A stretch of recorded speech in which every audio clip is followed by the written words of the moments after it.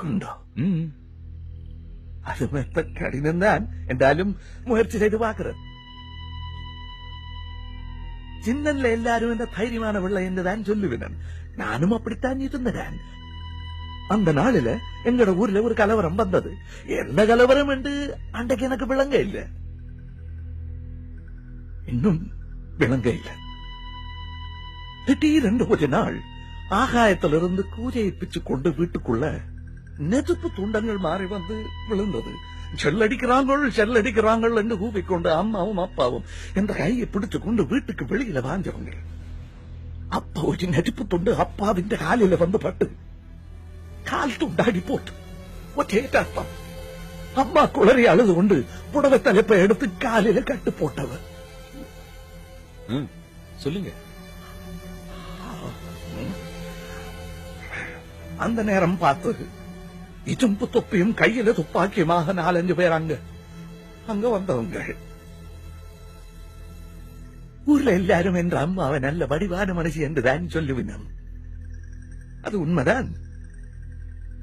அந்த வடிவ பிழையான எண்ணத்தோட அந்த இஜம்பு தொப்பிக்காரங்கள் பார்த்துட்டவங்க. குற்றுவிதா கிடந்த என்ற அப்பாவை வெடி வச்சு கொண்டு போட்டு அம்மாவை கதறு பற்றைக்குள்ள இழுத்து கொண்டு போனவங்க. நான் சின்ன பெடியம் தானே, கையில எடுத்து எல்லாம் எடுத்து அவங்கள மேல எரிஞ்ச நான். அதுல ஒருத்தன் முடிய பிடிச்சு தூக்கி எறிஞ்சவன் பல கல்லில் போதப்பட்டு நினைவிழந்து போன நான். கண்ணை திறந்து பார்க்க வடிவான என்ற அம்மா அந்த வடிவெல்லாம் போய் தலைவிரி கோலமா பிரம பிடிச்சது போல இருந்தவன். ஒரு மடியில நான், இன்னொரு மடியில இறந்து போன என்ற அப்பா.